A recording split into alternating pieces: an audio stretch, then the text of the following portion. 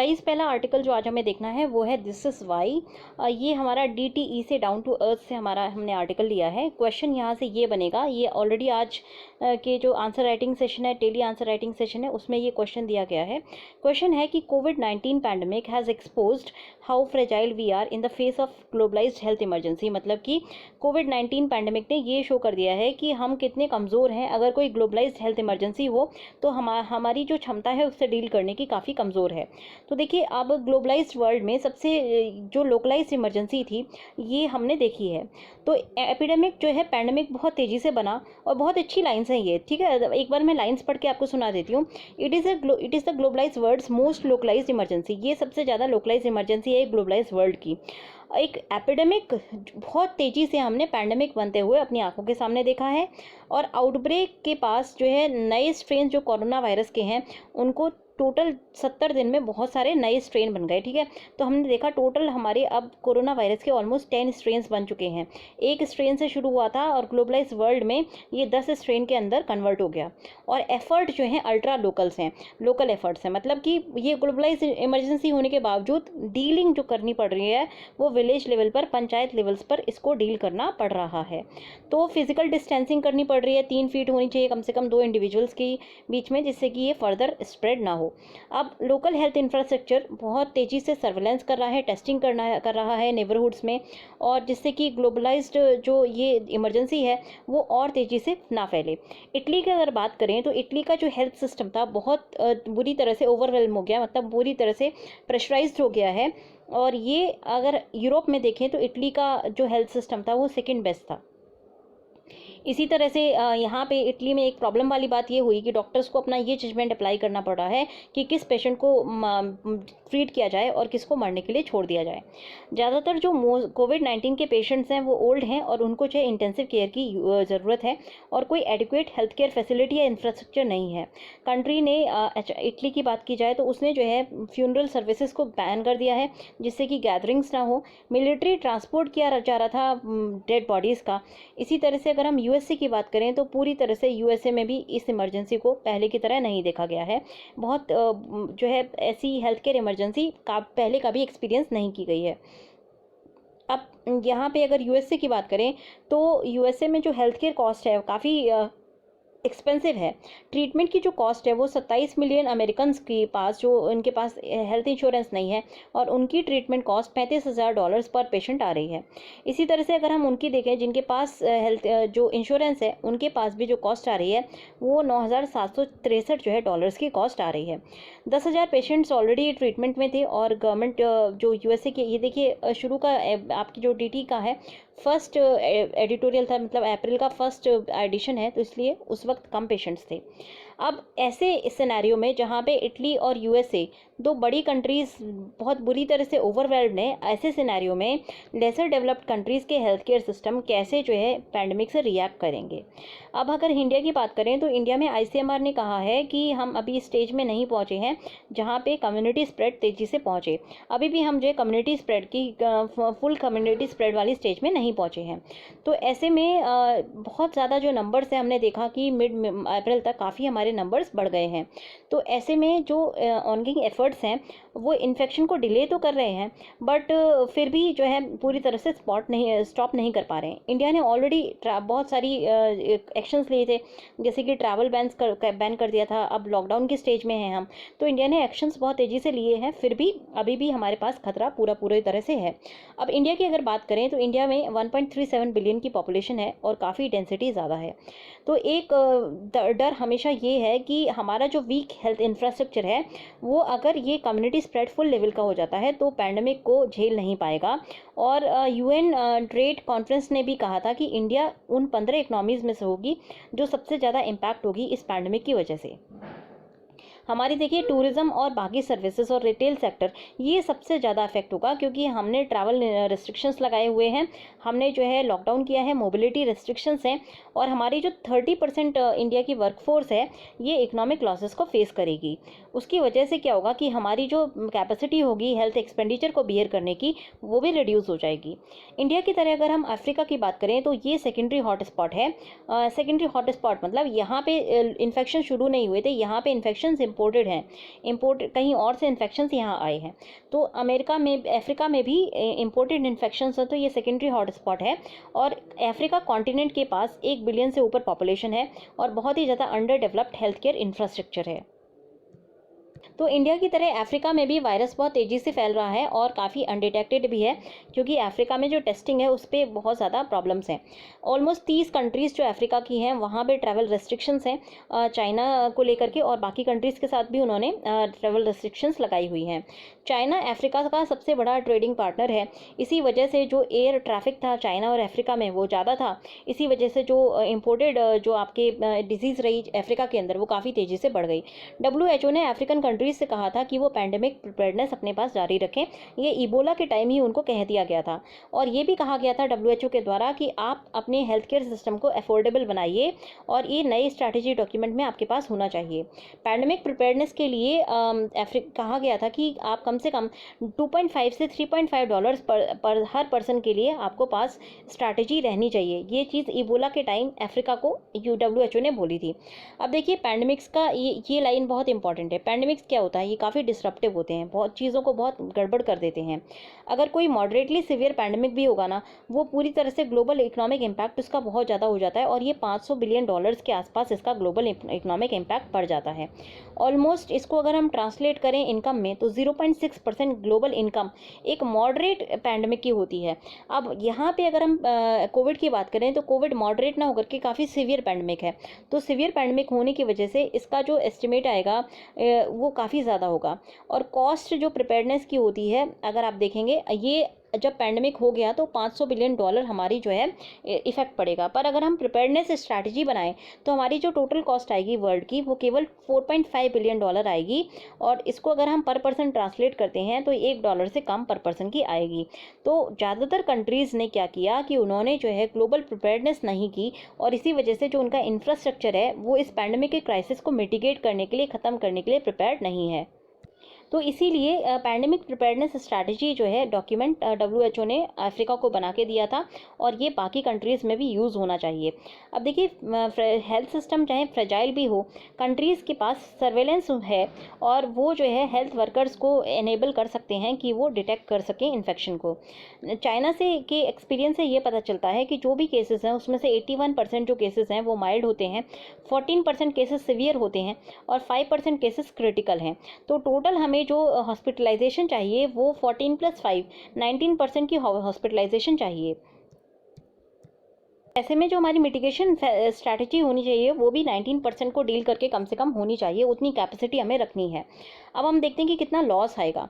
कोविड-19 की वजह से ग्लोबल रिसेशन की कगार पे हैं, और वर्ल्ड के को जो लॉस हो सकता है वो $1 ट्रिलियन का लॉस होगा। और WHO ने मेंबर कंट्रीज़ को बोला है कि वो $675 मिलियन स्ट्रैटेजिक रिस्पॉन्स प्रिपेयर्डनेस और रिस्पॉन्स प्लान के लिए तैयार रखें। उसमें से $61.5 मिलियन जो है अर्जेंटली नीडेड होंगे, और WHO को ऑलमोस्ट $153 मिलियन ऑलरेडी प्रोवाइड हो गए हैं। बट ये जो रिक्वायरमेंट है ये लो इनकम ग्रुप कंट्रीज़ के लिए रिक्वायरमेंट ज़्यादा हो जाएगा।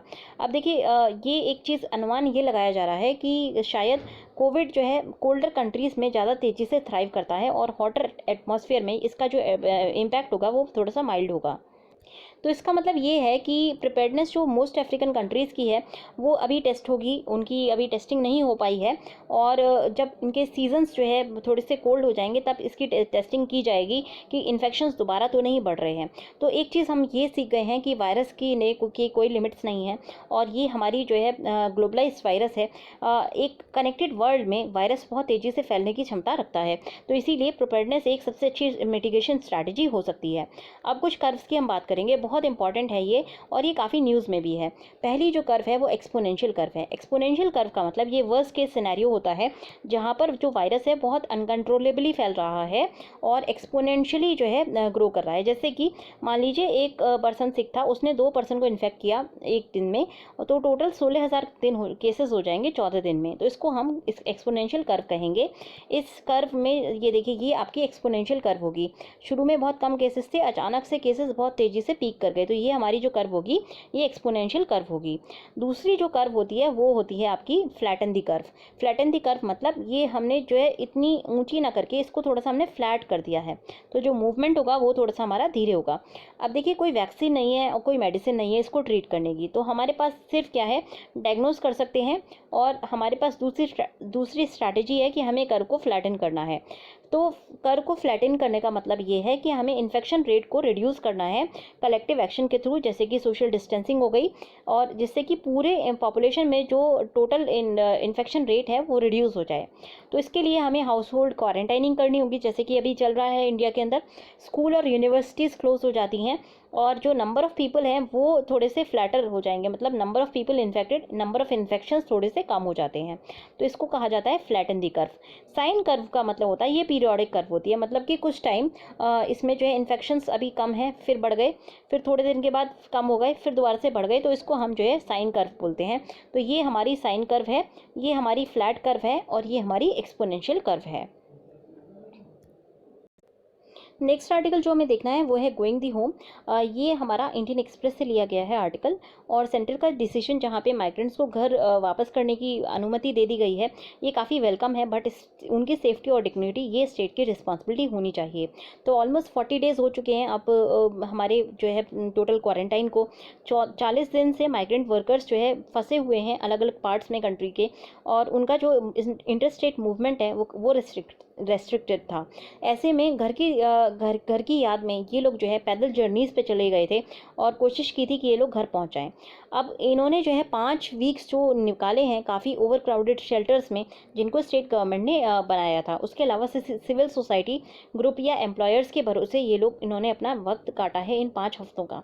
तो इनको जो घर वापस करने का जो डिसीजन लिया गया है वो काफ़ी लेट आया है, बट वेलकम डिसीजन है। और सेंटर ने स्टेट्स को डायरेक्ट किया है अच्छे से कि जो वर्कर्स वापस आ रहे हैं उनको जो है कंट्रोल कंडीशन में आपको देखना है। सिर्फ असिम्टोमेटिक लोग जो होंगे उनको ट्रैवल करने की अनुमति दी जाएगी, और फिर उनका जो है एक असेसमेंट होगा हेल्थ का जब वो अपने घरों पर पहुंच जाएंगे। तो स्टेट्स को ये कहा गया है कि आप प्रोटोकॉल को डेवलप करिए जिससे कि आप रिसीव कर सकें और लोगों को सेंड कर सकें। ओनस जो है स्टेट के अंदर है कि वो अब प्लान्स को ड्रॉ करें और उनके जो वर्कर्स हैं उनके रिटर्न को फैसिलिटेट करेंगे। अगर हम मेजॉरिटी ऑफ माइग्रेंट वर्कर्स की बात करें तो वो माइग्रेंट वर्कर्स या तो राजस्थान, उत्तर प्रदेश, बिहार, वेस्ट बंगाल, झारखंड और उड़ीसा से बिलोंग करते हैं। इन केसेस में कोविड-19 का जो बर्डन है वो काफ़ी ज़्यादा है, और राजस्थान और उत्तर प्रदेश के आसपास देखें तो 2000 के आसपास केसेस राजस्थान और उत्तर प्रदेश में हैं, जबकि जो ईस्ट की बाकी अगर स्टेट्स की बात करें तो वहाँ पे जो है लो इंसिडेंसेस हैं डिजीज़ के। वेस्ट बंगाल, झारखंड और के यहाँ पे भी जो है पोटेंशियल हॉटस्पॉट बनने का एक कहीं ना कहीं सिग्नेचर है, मतलब धीरे धीरे केसेस वहाँ बढ़ भी रहे हैं। अब इसीलिए जो लौटने वाले माइग्रेंट्स हैं ये इन स्टेट्स के लिए जो है चैलेंज के रूप में उभर सकते हैं। तो ऐसे में ये रिस्पॉन्सिबिलिटी स्टेट गवर्नमेंट की होगी कि वो इसको चैलेंज की तरह ना देख करके ये लोग जो वापस आ रहे हैं इनका पीरियोडिक मॉनिटरिंग कर सकें, इनकी असेसमेंट कर सकें हेल्थ की, जिससे कि अब जो रिसीविंग स्टेट्स हैं वहाँ पे हॉटस्पॉट्स डेवलप ना हो, और उनको जो है होम मिनिस्ट्री की गाइडलाइंस को पूरी तरह फॉलो करना चाहिए। स्टेट गवर्नमेंट के पास जो है क्वारंटाइनिंग फैसिलिटीज़ रेडी रहनी चाहिए कि अगर रिक्वायर्ड हो तो इनको क्वारंटाइन में डाला जा सके, पर इनका जो आइसोलेशन हो वो बहुत डिग्निफाइड मैनर में हो, ये ओनस भी स्टेट गवर्नमेंट का है। ये एक ह्यूमैनिटेरियन केस है और यहाँ पे जो मेजर्स हैं वो ह्यूमैनिटेरियन होने चाहिए। जैसे कि हमारे chief economic advisor Arvind Subramanian ji ने कहा था ई अड्डा पे कि इकोनॉमिक सेंस में क्या है, फैसिलिटेशन जो होगा वर्कर्स का वो बेटर होगा, जिससे कि वो घर पे जाके कम से कम मनरेगा की जो फैसिलिटी है उसको यूज़ करके कुछ जो वेजेस हैं वो कमा सकें, कुछ वो अपना गुजारा कर सकें। तो पैंडमिक ने ऑलमोस्ट जो है काफ़ी एक दिक्कतें सबके लिए खड़ी की हैं, और शायद जो दिक्कतें हैं वो सबसे लोअर वाले तबके के लिए सबसे ज़्यादा हैं। ऐसे में इन जो माइग्रेंट वर्कर्स थे वो एक फेसलेस होकर के सामने आए थे। फेसलेस, अब हम रिफ्यूजीज़ की तरह बात करें तो फेसलेस रिफ्यूजीज़ के रूप में ये सामने आए थे। ऐसे में इनकी अब रिस्पॉन्सिबिलिटी, एडिड रिस्पॉन्सिबिलिटी है कि इन फेसलेस रिफ्यूजीज़ को न केवल जो है होम प्रोवाइड किया जाए, बल्कि इनको जो है portable drinking water, electric electric facility, ये सब चीज़ें धीरे धीरे गवर्नमेंट प्रोवाइड करे। बहुत सारे माइग्रेंट वर्कर्स के पास प्रूफ नहीं है डोमिसाइल का जहाँ पे वो काम करते हैं, इसीलिए उनको राशन कार्ड नहीं है उनके पास, इसीलिए वो पीडीएस से बाहर रह जाते हैं। तो उनको जो है प्रधानमंत्री किसान योजना या मनरेगा या कोई और स्कीम, उस सब की फैसिलिटी नहीं मिल पाती है। तो ऐसे में जब वो वापस लौट रहे हैं तो शायद उनको स्टेट गवर्नमेंट के थ्रू जो फैसिलिटीज़ हैं वो मिल जाएंगी। इसीलिए अब सेफ्टी नेट ना होने की वजह से इन वर्कर्स के पास काफ़ी जो है प्रॉब्लम्स आती हैं। बट अगर ये वर्कर्स भी इकनॉमी में रिटर्न नहीं होते तो इकनॉमी के जो व्हील्स हैं वो अपने आप बंद हो जाएंगे। तो इसीलिए हमें एक बहुत इंपॉर्टेंट लेसन जो लर्न करना है आगे ये है कि जब ये पैंडमिक ख़त्म हो जाए तो हमें माइग्रेंट वर्कर्स की जो प्लाइट है उसको बहुत सीरियसली लेकर के अब जो हमारी पॉलिसी मेकिंग होनी चाहिए वहाँ पे माइग्रेंट वर्कर्स को फोकस करके हमारी पॉलिसी मेकिंग होनी चाहिए कि किस तरह से इन माइग्रेंट वर्कर्स को हम धीरे धीरे फॉर्मलाइजेशन करें इनका इकनॉमी के अंदर, जिससे कि जो प्रॉब्लम्स हैं वो रिड्यूस हो सकें और इनको भी सारे बेनिफिट्स मिल सकें, सेफ्टी नेट का एक कवर इनको मिल सके और इनको जो है पोर्टेबिलिटी ऑफ रेशन कार्ड हम सोच सकते हैं और बाकी चीज़ें भी हम सोच सकते हैं कि इनके पास सारे जो डॉक्यूमेंट्स हैं वो प्रूफ ऑफ डोमिसाइल वगैरह वो ऑल ओवर इंडिया वर्क कर सके, ऐसा हमें देखना होगा। और आगे जो भी हम पॉलिसी मेकिंग करते हैं, जो भी हम योजनाएं बनाते हैं, वहाँ पे हमें माइग्रेंट वर्कर्स की प्लाइट को सोच करके और माइग्रेंट वर्कर्स को इंक्लूड करके पॉलिसीज़ बनानी होंगी। तो द हिंदू में आज जो सबसे पहला आर्टिकल आपको देखना है वो है the making of modern public intellectual. काफ़ी इंपॉर्टेंट आर्टिकल है ये, एसए के पॉइंट ऑफ व्यू से और एथिक्स के पॉइंट ऑफ व्यू से बहुत इंपॉर्टेंट है और इसमें कुछ चीज़ें हैं जो हाईलाइटेड हैं जो आपको मार्क करनी है और लिख करके आप उनको रख लेंगे, जिससे कि आपकी जो एक आंसर राइटिंग होगी वो बेटर हो जाएगी। तो नेक्स्ट आर्टिकल जो आपको देखना है वो है the making of modern public intellectuals. ये आर्टिकल आपके एसए और जीएस 4 के लिए इम्पॉर्टेंट है। इस आर्टिकल में से हमें सब कुछ नहीं पढ़ना है, इस आर्टिकल में से हम कुछ चुनिंदा चीज़ों को पढ़ के अपने एसए की एनरिचमेंट करेंगे। तो देखिए क्या क्या चीज़ें पढ़नी है। पहला जो पैराग्राफ है ये इम्पॉर्टेंट है, सोफोकल। तो इस आर्टिकल में ना हम पहले पैराग्राफ काफ़ी इंपॉर्टेंट है। तो पहला पैराग्राफ बताता है कि सोफोकल्स जो कि एक बहुत इंपॉर्टेंट और बहुत पावरफुल ग्रीक राइटर था, इसने जो है एक बहुत अच्छा प्ले लिखा है जिसका नाम है एंटिगोन। एंटिगोन और ओडिपस की बेटी थी और इसने जो है किंग सीरॉन, वहाँ का जो राजा था किंग सीरॉन, उसकी एडिक्ट को जो है की अवहेलना की थी। तो किंग सीरॉन थीबीस का राजा था और थीबीस के राजा ने ये बोला था कि ओडिपस का जो डेड बॉडी है वो सड़क पे छोड़ दी जानी चाहिए, जिससे कि चिड़िया और वल्चर्स उसकी बॉडी पे फीस कर सकें। तो सीरॉन की इस एडिक्ट को की अवमानना करते हुए एंटीगोन ने अपने भाई को जो है प्रॉपर बरियल दिया था। तो जब प्रॉपर बरियल इसने अपने भाई को दिया तो सीरॉन की आज्ञा की अवहेलना थी ये, इसीलिए राजा ने उसको जो है चार्ज किया डिसओबीडियंस ऑफ लॉ के ऊपर और राजा ने उससे क्वेश्चनिंग की है इस प्ले में और कहा है और ये तुम्हारी ये हिम्मत हुई कि तुमने जो है रूल ऑफ लॉ को ट्रांसग्रेस किया है, डिसग्रेस किया है। तो एंटीगोन ने रिप्लाई किया कि हाँ, मैंने रूल को डिसग्रेस किया है और रूल को ट्रांसग्रेस किया है, रूल को तोड़ा है। पर ये बताइए कि ज़्यूस, देखिए ज़्यूस ना ग्रीक्स का सबसे बड़ा किंग होता है। जैसे हमारे यहाँ इंद्र होते हैं वैसे ही ज़्यूस को मतलब किंग ऑफ स्काई बोला जाता है और ये सबसे पावरफुल किंग है, ये मतलब गॉड का राजा बोला जाता है। तो ज़्यूस ने कुछ लॉज बनाई हैं दुनिया को चलाने के लिए, ऐसा ग्रीक्स मानते हैं। जो नेचुरल लॉज होती है ना वो ज़्यूस ने बनाई हैं, ज़्यूस ने बनाई हैं। ज़्यूस की जो लॉज होती हैं उसका मतलब ये है कि किसी भी सोसाइटी में प्रॉपर बरियल मिले लोगों को। एक जो मतलब ज़्यूस की एक पर्टिकुलर लॉ होती थी ग्रीक टाइम में, जब किसी की डेड बॉडी को बरी करते थे तो उसके बाद जो है ना उसके आंखों पे दो जो है गोल्ड के कॉइन्स रख दिए जाते थे और ये माना जाता था कि ज़्यूस ने लॉ बनाई है कि जब कोई अपनी नेक्स्ट लाइफ की जर्नी करेगा तो वहाँ पे जो है नेक्स्ट लाइफ की जर्नी करने के लिए एक बोट लेकर के जाएगी और इस बोटमैन को जो है डेड बॉडी को जब ये डेड बॉडी बोटमैन तक पहुँचेगी तो ये डेड बॉडी को जो है 2 कॉइन्स देने पड़ेंगे तभी ये आगे जा सकती है।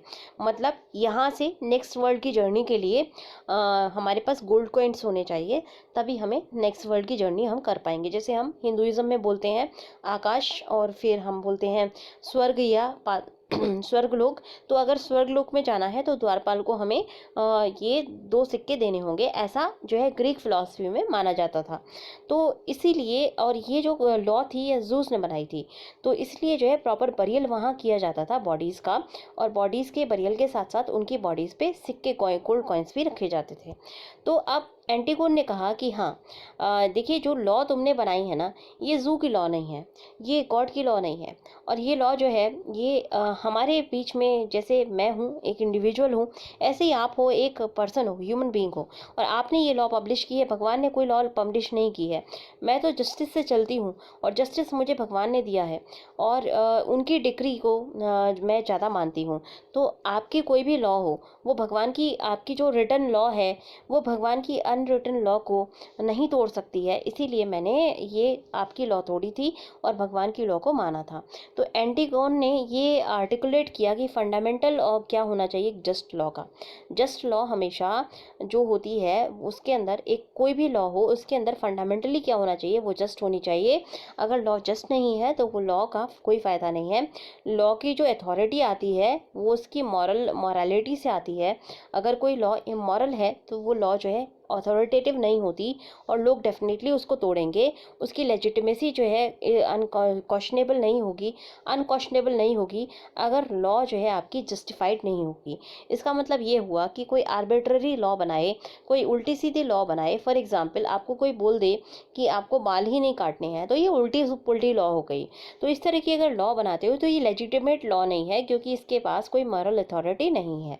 तो मॉरल अथॉरिटी होनी बहुत ज़रूरी है किसी लॉ के अंदर।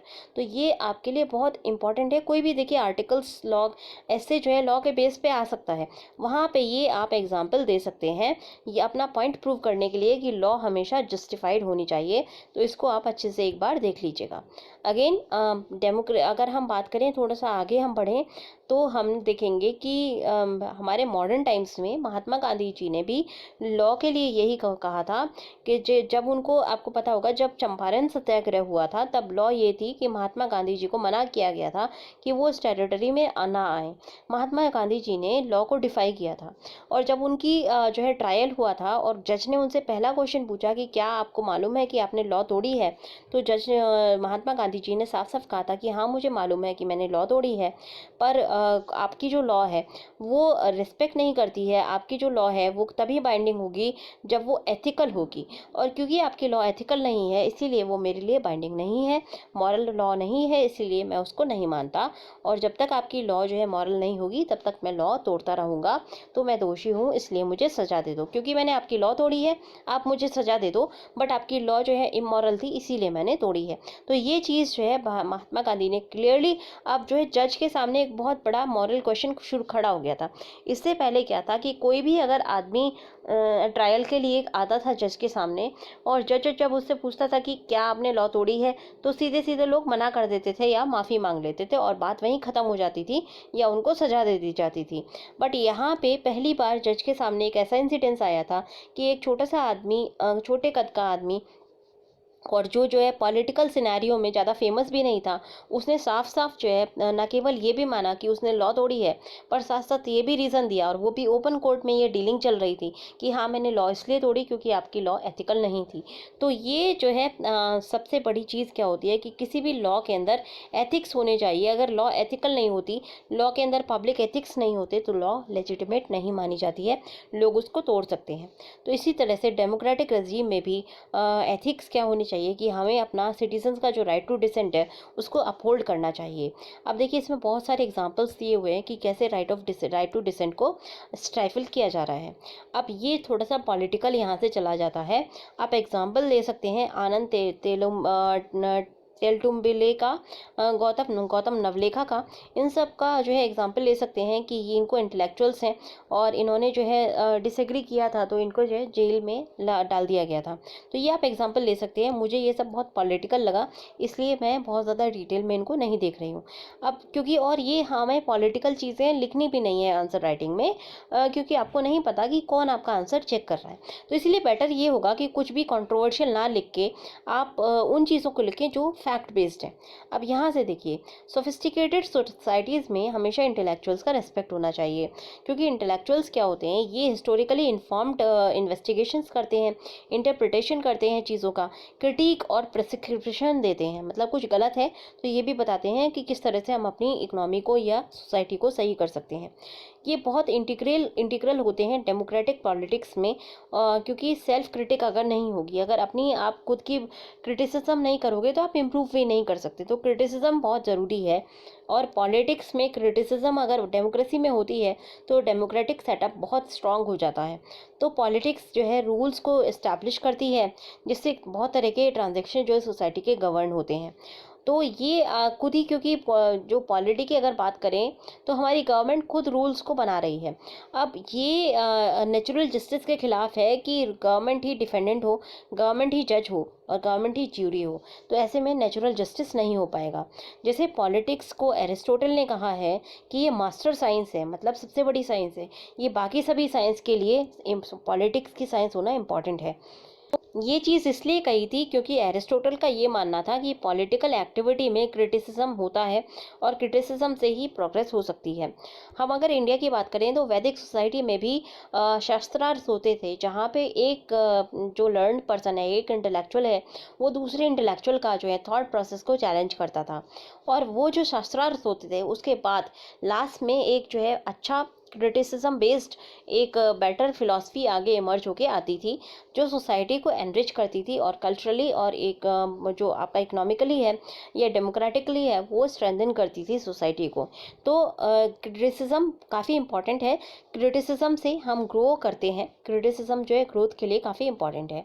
अब अथॉरिटेरियन सोसाइटीज़ में जो है कोर्ट हिस्टोरियंस होते हैं, प्रशस्तिस लिखते थे, वो आपको पता होगा मेडिवल टाइम्स में कोर्ट हिस्टोरियंस होते थे, वो सिर्फ जो राजा की तारीफ करते थे, हिस्ट्री को जो है वो मोल्ड करके लिखते थे जिससे कि राजा की ही तारीफ पता चले। और मैच्योर डेमोक्रेसीज में क्या होता है कि कोर्ट हिस्टोरियंस ना होकर के, तारीफ वाले ना होकर के, वहाँ पे क्रिटिक्स होते हैं, जिससे कि हम जो है ग्रो कर सकें। अब एक एटीट्यूड ऐसा जहाँ पे क्रिटिसिज्म को डिसमिस कर दिया जाए और इंटेलेक्चुअलिज्म को कंटेम्प्ट शो किया जाए, उससे क्या होता है कि कल्चर होता है मीडियोक्रिटी का, मतलब कोई फिर आगे बढ़ना ही नहीं चाहेगा, क्रिटिसाइज़ करेगा ही नहीं, और हम क्रिटिसाइज़ नहीं करेंगे तो हमारी जो ग्रोथ नहीं होगी। अब इंटेलेक्चुअल्स ऐसे जो है पैदा नहीं होंगे जो सोसाइटी को एक आईना दिखाएं, और इससे क्या होगा कि बहुत ज़्यादा आपका जो एक प्रोग्रेस है वो रुक जाएगी, स्टैग्नेंट जो है सोसाइटी हमारी हो जाएगी और डेमोक्रेटिक सेटअप हमारा धीरे धीरे टूटने लगेगा। एग्जाम्पल है ड्रीफस का। तो ड्रीफस का एक एग्जाम्पल है कि ड्रीफस अफेयर हुआ था फ्रांस में 1894 में। तो एल्फ्रेड ड्रीफस थे, एक जूइश आर्मी ऑफिसर थे। इन्होंने इनके ऊपर इल्ज़ाम लगाया गया था कि इन्होंने इंपॉर्टेंट गवर्नमेंट डॉक्यूमेंट्स जर्मन के साथ शेयर किए हैं, और इनको जो है कन्विक्ट कर दिया गया था, और इनको जो है ट्रीजन का एक दोषी पाया गया था। और ऐसे में क्या हुआ कि उस वक्त की अगर हम फ्रांस की बात करें तो वहाँ एंटी सेमेंटिज्म काफ़ी ज़्यादा था। एंटी सेमेंटिज्म मतलब जूस के खिलाफ काफ़ी ज़्यादा एक माहौल बना हुआ था। ऐसे में ड्रीफस के ऊपर जो एक अभियोग जारी हुआ था, वो बिना किसी प्रॉपर इन्वेस्टिगेशन के उसके ऊपर आरोप लगा करके उसको दोषी करार दिया गया था। अब जब ऐसे में दुनिया के सामने या वो जनता के सामने उनको दोषी करार दे दिया गया, तो जनता एकदम फ्रेंजीड थी, और पूरी जो है मॉब एक चिल्ला रहा था कि इसको फांसी दी, इसको जो है इस जू को मार दिया जाए, फांसी दी जाए।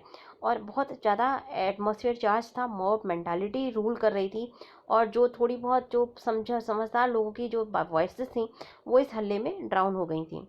ऐसे में क्या हुआ कि स्कॉलर्स, आर्टिस्ट और नोवेलिस्ट को ये ज़्यादा दिन जो है इस पॉलिटिक्स से दूर नहीं रहे, और उन्होंने अपनी जो राइट ऑफ नॉलेज को यूज़ करके सिटीजन्स के राइट को रिफ्लेक्ट करना अपनी राइटिंग्स में शुरू किया। उन्होंने क्वेश्चन किया इरेशनल बिहेवियर को क्राउड्स के, और उसके अलावा उन्होंने जो अगले स्लोगन्स हैं जो जिससे एक पूरी कम्युनिटी को स्टीरियोटाइपिंग की जा रही थी उसको बोलने के लिए मना किया। और इस तरह के इंसिडेंट से पेरिस में इंटेलेक्चुअलिज्म की शुरुआत हुई। मेन स्ट्रीम में जो बहुत सारे इंटेलेक्चुअल्स आए जिन्होंने स्टोरीज लिखना शुरू किया, प्लेस लिखना शुरू किया, ड्रामा लिखना शुरू किया, क्रिटिसिज्म का एक माहौल बनाया, जिससे कि फ्रेंच पॉलिटिक्स से इस तरह की जो हरकतें हैं दोबारा ना हो और मॉब वायलेंस ना हो, मॉब जस्टिस ना हो। तो इसका रिजल्ट ये हुआ कि जो सिविलाइजेशन है वो थोड़ी सी इम्प्रूव हुई। ड्रीफस को बाद में एक्सोनरेट कर दिया गया, मतलब पता चला कि उनके ऊपर जो इल्ज़ाम लगाए थे वो झूठे थे। और उसके बाद एक ओपन लेटर जो है बहुत सारे इंटेलेक्चुअल्स ने लिखा था। उनमें से एक प्रोमिनेंट इंटेलेक्चुअल है एमिली जोला। इन्होंने एक ओपन लेटर लिखा था जिसका नाम था जैक्यूज, जिसमें उन्होंने जो है इस आर्मी ऑफिसर का सपोर्ट किया था। जोला ने बहुत हाई टर्म्स में इनजस्टिस के खिलाफ, प्रिजुडिस के खिलाफ और इंटॉलरेंस के खिलाफ बहुत तेज आवाज़ उठाई थी। उसके अलावा एक और जो आपके इंटेलेक्चुअल थे जिनका नाम है जूलियन बेंटा। ये एक जूइश इंटेलेक्चुअल थे और इन्होंने आर्ग्यू किया अपने राइटिंग्स में कि हर इंटेलेक्चुअल की ड्यूटी है कि वो यूनिवर्सल वैल्यूज़ को, पॉलिटिक्स जो अभी फ़िलहाल की पॉलिटिक्स चल रही है उसके ऊपर रखे। क्योंकि देखिए पॉलिटिकल पार्टीज चेंज हो जाएंगी, पॉलिटिक्स चेंज हो जाएगी, बट जो आपकी इनजस्टिस की एक अगर माहौल बन जाता है तो ये बहुत जल्दी सोसाइटी के कैरेक्टर से नहीं जाएगा और हम धीरे धीरे अथॉरिटेरियनिज्म के पीछे की तरफ अग्रसर हो जाएंगे। तो ऐसे में इंटेलेक्चुअल्स की जो राइट ऑफ क्रिटिसिज्म है उसको अपहोल्ड करना काफ़ी ज़रूरी है। इंटेलेक्चुअल्स हमेशा जो है रिपब्लिक वैल्यूज़ को अपहोल्ड करते हैं, बेसिक राइट्स की बात करते हैं, और ये चीज़ें जो मॉब के सामने वर्क नहीं करती हैं। मॉब्स बहुत फिकल होते हैं, बहुत चेंजिंग होते हैं। उनके मन में सिर्फ जो है ब्लड थर्स्टी होते हैं। आपने देखा ही होगा किस तरह से जरा से एक चार्ज माहौल में सभी लोग पागल सी हरकतें करने लगते हैं। हीट डिबेट्स जो है होने लगती हैं। वो इंस्टीट्यूशंस को और जो चीज़ नहीं मानते हैं वहाँ पे हीरो वर्शिप होने लगता है। और इंटेलेक्चुअल्स जब उनको समझाने की कोशिश करते हैं मॉब को, या अगर इनके लीडर्स को समझाने की कोशिश करते हैं, तो वो कभी कभी इवन जो भी इंटेलेक्चुअल है उनके खिलाफ जो है एक्शन ले लेता है मॉब। और इसीलिए इंटेलेक्चुअल्स को मॉब के सामने झुकना पड़ जाता है। कभी कभी इससे फासिज्म होने लगता है, मतलब फासिस्ट टेंडेंसीज जो है उजागर होने लगती हैं। तो इंटेलेक्चुअल्स अगर तो ये इंटेलेक्चुअल की ड्यूटी है कि चाहे वो माइनॉरिटी में भी हो तब भी उनको थोड़ा सा रिस्पेक्ट करनी होगी और अपना जो क्रिटिसिज्म है उसको अप्लाई करना होगा। नहीं तो क्या होगा कि अगर मॉब जस्टिस होने लगा, फासिज्म होने लगा, तो जो इंस्टीट्यूशंस हैं एक के बाद एक सारे टूटने लगेंगे। हीरो की एक वर्शिप होने लगेगी, हीरो का इमरजेंस हो जाएगी, और माइनॉरिटीज़ के खिलाफ जो है प्रोग्राम्स होंगे। मतलब माइनॉरिटीज़ को कंसंट्रेशन कैंप्स में डाल के या माइनॉरिटीज़ के ऊपर जो है ऑनस्लॉट किया जाएगा। उनकी जो रिलीजियस फ्रीडम है उसके ऊपर उसका हनन होगा और उनको जो है प्रोसिक्यूट किया जाएगा। तो मॉरल कॉन्साइंस क्या है सोसाइटी की? ड्रीफस अफेयर ने पब्लिक इंटेलेक्चुअल्स के एक रोल को काफ़ी मजबूत कर दिया कि वो इनजस्टिस को डिनाउंस कर सकते हैं, वो मॉब की जो पावर है उसके खिलाफ खड़े हो सकते हैं। उसके बाद से ये एक सब लोगों ने समझ गए थे कि इंटेलेक्चुअल्स के सिर्फ वो लोग नहीं होते जो प्रोफेसर्स, राइटर्स, आर्टिस्ट या जर्नलिस्ट होते हैं।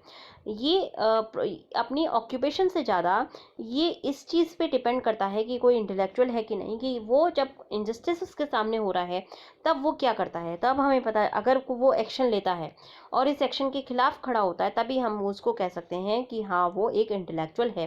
तो इंटेलेक्चुअल अपने फील्ड में चाहे कितने भी कॉम्पिटेंट हो, जब तक वो पब्लिक पॉलिसीज़ के ऊपर एक डेफिनेटिव जो है और मॉरली करेक्ट स्टैंड नहीं लेते, तब तक वो इंटेलेक्चुअल कैटेगरी में नहीं कहलाए जाएंगे। अब यहाँ से देखिए पब्लिक इंटेलेक्चुअल्स ये सोसाइटी की कॉन्शियस होते हैं, क्योंकि सिर्फ इसलिए नहीं क्योंकि वो सोचते हैं। सोचना, उसके अलावा क्वेश्चन करना, फ्रीडम के बारे में बातें करना और राइट टू डिसोबे को अप्लाई करना, ये इंटेलेक्चुअल्स का एक फंडामेंटल आपकी पहचान है। हमारे इंटेलेक्चुअल्स को रिफ्लेक्टिव होना ज़रूरी है। वो फिलोसफिकल होने चाहिए। फिलोसफिकल सेंस में वो इश्यू को कैसे सोच रहे हैं ये भी इम्पॉर्टेंट है। उसके अलावा कंटेम्प्रेरी सोशल प्रॉब्लम्स पे उनका ध्यान होना चाहिए और वो इनको कंटेम्प्रेरी सोशल प्रॉब्लम्स के ऊपर जहाँ पे भी इनजस्टिस की चीज़ें हैं उसको वो कॉल आउट करें, तभी वो इंटेलेक्चुअल की कैटेगरी में आएंगे। अब ये हमें नहीं देखना है, सीधे हम लास्ट पैराग्राफ में आएंगे। लीडर्स के पास, तो देखिए लीडर्स के पास स्कैल्पेल होता है, मतलब ये एक मेडिकल इंस्ट्रूमेंट है जो हीलिंग के लिए यूज़ किया जाता है। तो लीडर्स के को जो है बेसिकली हीलर्स के रूप में देखा जाता है। वो सोसाइटी को हील करें, जो भी वुंड्स हैं वर्ल्ड पॉलिटिक्स के अंदर उनको जो है पैचअप करें। पब्लिक इंटेलेक्चुअल्स और अपनी हमारी जो कंट्री है उसकी कॉन्शियंस है और उनको रिस्पेक्ट करना ज़रूरी है। जब भी उनके खिलाफ इनजस्टिस होता है तो उसको भी कॉल आउट करना ज़रूरी है। पब्लिक इंटेलेक्चुअल्स काफ़ी वैल्यूएबल होते हैं क्योंकि वो समझदार और अच्छी वॉइसेस को, रीजन रिफ्लेक्शंस को सामने लेकर के आते हैं सोसाइटी के, और स्टॉर्मी जो पब्लिक इश्यूज होते हैं उनको कन्फ्रंट करते हैं हेड ऑन। इसीलिए पब्लिक इंटेलेक्चुअल्स का रोल बहुत अच्छा होता है एक सोसाइटी के अंदर। तो इसके ऊपर आज हम ऐसे देंगे एक, उस ऐसे को आप देखिएगा और लिखने की कोशिश कीजिएगा। तो नेक्स्ट आर्टिकल आपको जो देखना है वो है needed a pandemic patent pool. एक यहाँ पे जो है पेटेंट पूल की बात की गई है। मैंने इसको हाईलाइट किया था पर वो सही से सेव नहीं हुआ, इसीलिए मैं डायरेक्ट यहाँ पे न्यूज़पेपर से आपके सामने रीड करूँगी। तो 26 अप्रैल को हमने जो है वर्ल्ड इंटेलेक्चुअल प्रॉपर्टी डे के रूप में इसको सेलिब्रेट किया था। इस साल सेलिब्रेशन नहीं हुए थे क्योंकि इस साल जो है सभी लोग घरों के अंदर हैं, तो यहाँ पे डेडिकेशन और रिफ्लेक्शन की बात थी, और इसीलिए हमें एक अपॉर्चुनिटी मिली है कि हम इंटेलेक्चुअल प्रॉपर्टी के रोल को देख सकें, एग्जामिन कर सकें और देखें कि ये हेल्थ क्राइसिस में आईपी के क्या सॉल्यूशंस हम ढूंढ सकते हैं। तो अगर हम इंटेलेक्चुअल प्रॉपर्टी की बात करें तो पर्पस क्या है रिकॉग्निशन ऑफ पेटेंट राइट का? पर्पस ये है कि अगर कोई इनोवेशन होता है, कोई पब्लिक चेंज लेकर के आता है, तो वो थोड़े टाइम के लिए लिमिटेड मोनोपोली होनी चाहिए, जिससे कि जो इनोवेटर है या इन्वेंटर है उसको कुछ मॉनेटरी बेनिफिट मिल सके। अब पेटेंट जो है जब भी डिस्क्लोज होगा, ये डिस्क्लोज होता है पब्लिक को, जिससे कि फर्दर रिसर्च इसके बारे में हो सके। तो अगर हम कोविड-19 की बात करें तो ये भी एक क्या इसके ऊपर ये चीज़ अप्लाई होनी चाहिए या नहीं, ये एक क्वेश्चनेबल चीज़ है। अब नॉर्मल जब जैसे भी हमारी लाइफ होगी तब हमारे पास वैक्सीन्स और मेडिसिन बना ली जाएंगी कोविड-19 से डील करने के लिए। बट अगर हम देखें एस्टिमेट्स, कितने भी हम कंजर्वेटिव एस्टिमेट्स देखें, कितना भी सोचें कि जल्दी से जल्दी हो जाएगा, तब भी इस काम को होने में एक 10 महीने तक लग जाएंगे, 6 से 10 महीने लगेंगे वैक्सीन के डेवलपमेंट में। इसका मतलब ये हुआ कि जब तक कोई वैक्सीन डेवलप नहीं है तब तक आपको जो है थोड़ा सा एक अपने आप के ऊपर ध्यान रखते हुए एक्शंस लेने होंगे, और आपको काफ़ी एक सोच समझ करके आगे ट्रैवल वगैरह करना होगा। तो जब इवन अगर आपकी मान लीजिए वैक्सीन बन भी जाती है, तो वैक्सीन बनने के बाद उसको अप्रूवल लेना होगा मार्केटिंग के लिए, और अप्रूवल जो है ड्रग एजेंसीज देती हैं कंट्री की, और ये इम्पॉसिबल होगा कि सब पूरी दुनिया में एक साथ आपको आईपी का एक लाइसेंस मिल जाए। तो इंटेलेक्चुअल प्रॉपर्टी में क्या होता है, जब कोई ड्रग बन जाता है ना, उसके बाद जो मैन्युफैक्चरर है वो एक पर्टिकुलर कंट्री, फॉर एग्जांपल वो इंडिया में सेल करना चाहता है, तो इंडिया की जो आपकी ड्रग एजेंसी है उससे लाइसेंस लेगा, और जब वो एक स्टडी के बाद आपको जो ड्रग एजेंसी है वो लाइसेंस दे सकती है, दे देती है, तो जो कंजम्पशन होगा इस ड्रग का वो सिर्फ इंडिया के अंदर होगा। ये मतलब नहीं है कि इंडिया के अंदर लाइसेंस मिल गया तो वो all over the world applicable होगा। आप जिस भी कंट्री में काम कर रहे हैं, हर कंट्री में आपको जो है लाइसेंस की आवश्यकता पड़ेगी। अगर आप एमएनसी है और आप 3 कंट्रीज़ में आपकी प्रेजेंस है, तो आपको जो है तीनों कंट्रीज़ के जो भी कंप्लायंस हैं तीनों को फॉलो करना काफ़ी नेसेसरी है। तो ऐसे में क्या होता है कि सेम जो दवा होती है, ड्रग होता है, वो अलग अलग टाइम में अलग अलग कंट्रीज़ में इंट्रोड्यूस होता है। तो अगर आपकी वैक्सीन बन भी जाती है तो वो इंडिया के अंदर तुरंत जो है इंट्रोड्यूस नहीं हो जाएगी। उसके लिए फिर अगर एक बार ड्रग जो है मान लीजिए इंडिया में लाइसेंस मिल गया, अब दूसरा स्टेप क्या होगा, कंट्री को जो है मार्केटिंग, इंस्टेंट मार्केटिंग और मैन्युफैक्चरिंग करनी होगी ड्रग की। तो उसके लिए आपको जो है डायलॉग इस्टेब्लिश करना होगा इनोवेटर्स का और मैन्युफैक्चरर और सप्लाई चेन का। फॉर एग्जांपल इनोवेटर ए ने जो एक ड्रग बनाया है, अब ड्रग तो बना दिया इसने बट ये मास स्केल पे प्रोडक्शन नहीं कर सकता, तो अब गवर्नमेंट को पर्सन ए के साथ एक कंपनी मान लीजिए सी को लाना पड़ेगा, और कंपनी सी के पास एक सप्लाई चेन एस होगी, तो कंपनी सी जो है एस की सप्लाई चेन को यूज़ करके इस ड्रग को मार्केट करने की कोशिश करेगी। अगेन ये फिर से एक लेंदी प्रोसेस है कि आप कंपनीज़ के साथ जो है डील करें, फिर उसके बाद कंपनी आपकी एक जो ड्रग है उसको सेल आउट करती है। तो ये आउटब्रेक जो कोविड-19 का है, इसने बहुत सारे इनोवेशंस को अप्लाई करने का एक यूनिक जो वो दिया है स्पेसिफिकली पेटेंट एप्लीकेशंस के लिए पूरी दुनिया में। कुछ साल पहले तक पेटेंट जो है बहुत कम ग्रांट होते थे। फ्रिक्शन ऑलरेडी है स्टेक होल्डर्स में, जैसे कि एक कंट्री ने अटेम्प्ट्स किए थे कि एक्सक्लूसिव राइट हो। स्पेसिफिकली यहाँ पे यूएसए की बात की गई है, जहाँ पे एक अटेम्प्ट किए गए थे उनके द्वारा, यूएस के द्वारा, कि उनको जो है एक्सक्लूसिव राइट मिले वैक्सीन को बनाने का। और दूसरी तरफ कोलैबोरेशंस हो रहे हैं, जैसे कि डब्ल्यूएचओ के साथ मिलकर के बहुत सारी कंट्रीज़ कोलैबोरेट करके एक साथ जो है वैक्सीन का ट्रायल और मैन्युफैक्चरिंग करने की कोशिश कर रहे हैं। तो स्पिरिट ऑफ कोलैबोरेशन है वो सॉल्यूशन नहीं है केवल जो एनुअल पे है, मतलब और भी बहुत सारे सॉल्यूशंस हैं जहाँ पे वैक्सीन डेवलपमेंट का कार्य जारी है। तो क्वेश्चन ये आता है कि क्या एक्सक्लूसिवनेस होनी चाहिए पेटेंट राइट में, या जो कि सोसाइटी के लिए डेट्रीमेंटल होगा, या फिर क्या पेटेंट जो है रोड ब्लॉक्स करते हैं, और अगर रोड ब्लॉक्स क्रिएट करते हैं तो उसका क्या सॉल्यूशन होना चाहिए। देखिए, जब तक अगर मान लीजिए पेटेंट है पर्सन ए के पास और अभी कोविड का पेंडेमिक फैला हुआ है, ऐसे में पर्सन ए की जो मर्जी होगी वो चार्ज करेगा। और मान लीजिए कोई पुअर फैमिली है या पुअर कंट्री है, वो पर्सन ए से जो है खरीद करके मैंने वो जो ड्रग है वो नहीं सेल कर सकती, या इतने हाई प्राइस पे कंट्री ए पुअर कंट्री है तो ये इतने ज़्यादा ड्रग्स को नहीं ले सकती है। तो ऐसे में क्या होगा, जो सबसे वल्नरेबल सेक्शन होगा वही सबसे ज़्यादा अनप्रोटेक्टेड रह जाएगा।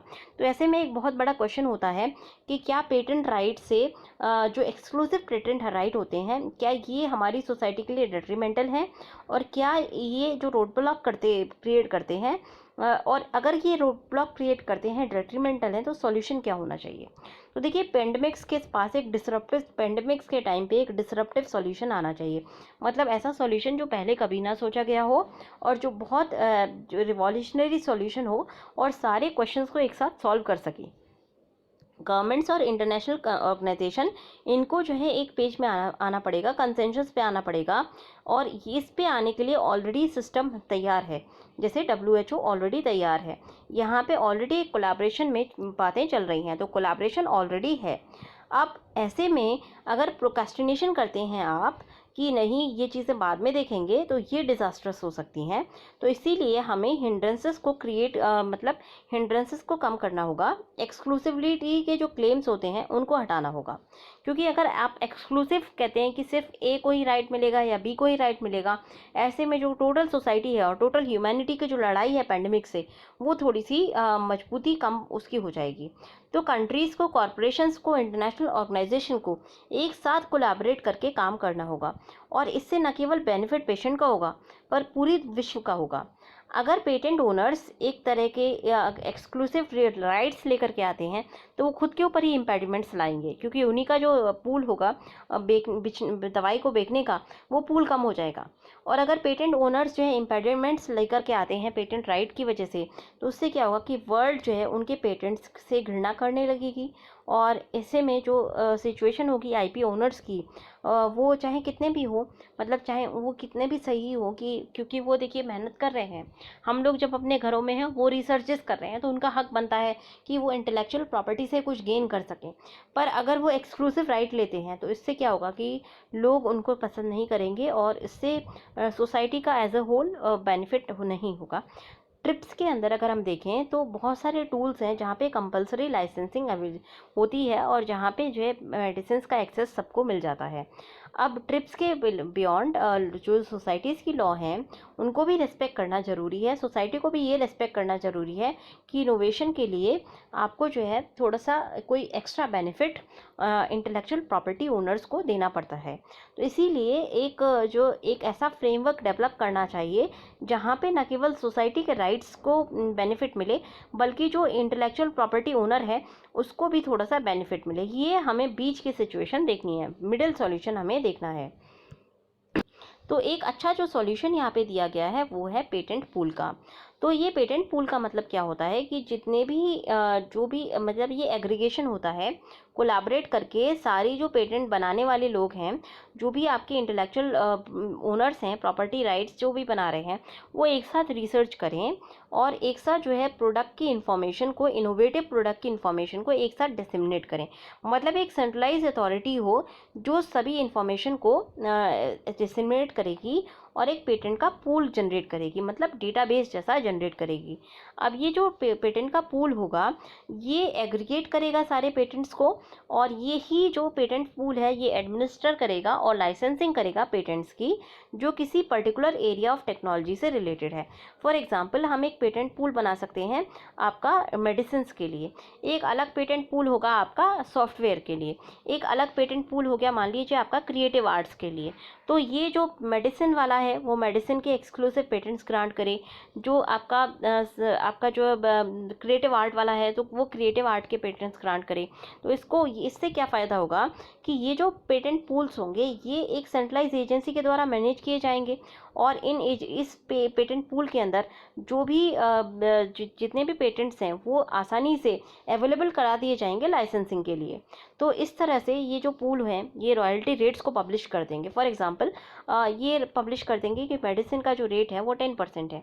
मान लीजिए हर मेडिसिन से 10% सीधे सीधे जो भी ओनर है उसके पास जाएगा। तो इस पेटेंट पूल से जो रेट्स होंगे वो पब्लिश करने के बाद, रॉयल्टी रेट्स पब्लिश करने के बाद अगर कोई चाहता है कि उसको लाइसेंस मिले तो वो पूल को अप्रोच करेगा, टर्म्स और कंडीशंस को एग्री करेगा और मैन्युफैक्चरिंग कर शुरू कर देगा उस रॉयल्टी रेट पे।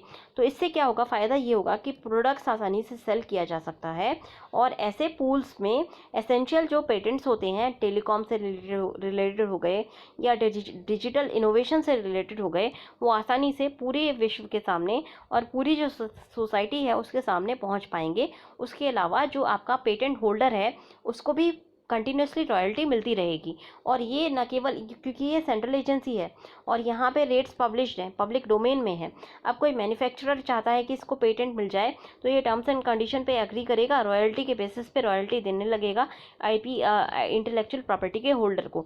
तो इससे क्या होगा कि बहुत सारी कंपनीज जो है इस लाइसेंस को लेकर के, पेटेंट पूल से लाइसेंस लेकर के वो पर्टिकुलर रॉयल्टी उस पर्सन को देती रहेंगी, और हर कंट्री में सेपरेट लाइसेंस और टर्म्स ऑफ कंडीशन एग्री करने की ज़रूरत नहीं पड़ेगी। तो इससे ये रीच जो है बढ़ जाएगी, और अगेन पेटेंट की जो यूनिवर्सलाइजेशन होगा वो भी हो पाएगा। अब देखिए यहाँ पे पूरा टेक्निकल बता रखा है कि क्या क्या चीज़ें होंगी इसके अंदर। तो ये टेक्निकल एस्पेक्ट है, इतना ज़रूरी नहीं है आपको पढ़ना। यहाँ से देखिए ये जो पूल हम बात कर रहे हैं पेटेंट पूल की, इसके लिए कॉपरेशन न केवल कंट्रीज़ का चाहिए बल्कि इंटरनेशनल ऑर्गेनाइजेशंस का भी चाहिए, जिससे कि हज़ारों लाखों रिसर्चर्स, इनोवेटर्स, कंपनीज़ और यूनिवर्सिटीज़ एक साथ इन्वॉल्व होकर के पेटेंट क्रिएशन कर सकें। फिर कंसर्न्स जो पेटेंट्स के से रिलेटेड हैं और प्रॉफिट से रिलेटेड है वो जो है एक साथ एक रख करके उनके ऊपर एक साथ जो है नेगोशिएशंस किए जाने चाहिए।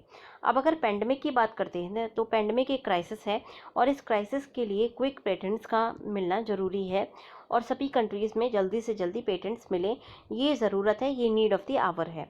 ऐसे में इस क्राइसिस से कॉम्बैट करने के लिए हमें कलेक्टिवली काम करना होगा, और कलेक्टिवली हमें जो है पेटेंट्स जो है ग्रांट करने होंगे। पूलिंग पेटेंट ऑफ रिसोर्सेज, जितने भी रिसोर्स हैं उनकी पूलिंग करनी ज़रूरी है, और ये दोहा डिक्लेरेशन के साथ जो है कंप्लाई भी करता है। दोहा डिक्लेरेशन ऑन पब्लिक हेल्थ जो ट्रिप्स एग्रीमेंट का पार्ट था उसने भी पूलिंग ऑफ पेटेंट को पिचिन किया था। इसलिए ये डिक्लेरेशन रिकॉग्नाइज करता है कि मेजर्स जो है हमको ये लेने हैं कि पब्लिक हेल्थ इंश्योर हो, पर साथ साथ हमें पब्लिक एक्सेस टू मेडिसिन को भी प्रमोट करना है। तो पब्लिक प्राइवेट पार्टनरशिप्स जो है क्रिएट की जा सकती हैं, स्केल अप की जा सकती हैं। फिर पब्लिक प्राइवेट पार्टनरशिप से पेटेंट जो है पेंडेमिक का पेटेंट पूल डेवलप किया जा सकता है एक ग्लोबल लेवल पे, और उस पूल के अंदर इनोवेशंस किए जा सकते हैं, और इन इनोवेशंस से जो है एक सेंट्रलाइज पेटेंट्स ग्रांट करने की एजेंसी जो है सबको पेटेंट्स ग्रांट कर सकती है ऑल ओवर द वर्ल्ड, जिससे कि हर कंट्री को अलग अलग ना ग्रांट करना पड़े और अगेन टाइम कंज्यूम ना हो। तो आज के तो आई होप आपको पसंद आया होगा। ये एक बहुत इंपॉर्टेंट ये एडिटोरियल है, और आज का एडिटोरियल आपके बहुत इंपॉर्टेंट है जीएस पेपर 1, पेपर आपके 2 के लिए, और पेपर 3 में भी पेटेंट से रिलेटेड क्वेश्चंस आते हैं। तो दोनों के लिए ये बहुत इंपॉर्टेंट है, बहुत अच्छी एनालिसिस है, और ये जो पेटेंट पूल का पार्ट है ना ये बहुत इंपॉर्टेंट है, इसको आप अलग लिख के रख लीजिएगा। जब भी आप वे फॉरवर्ड देते हैं पेटेंट से रिलेटेड कोई क्वेश्चन में, तो आप वे फॉरवर्ड में पेटेंट पूल की बात कर सकते हैं, और साथ साथ ये भी बता सकते हैं कि ये जो है आपके ट्रिप्स एग्रीमेंट से एग्री करता है, ये ट्रिप्स के खिलाफ नहीं है, और दोहा डिक्लेरेशन के से ये कंप्लाई भी करता है। तो ये चीज़ें आप अपने आंसर राइटिंग में डाल करके आंसर को और एनरिच बना सकते हैं। तो आज के एडिटोरियल्स में इतना ही। अगर आपको पसंद आया हो तो लाइक करना, सब्सक्राइब करना ना भूलें। Thanks a lot, have a good day, take care and stay safe.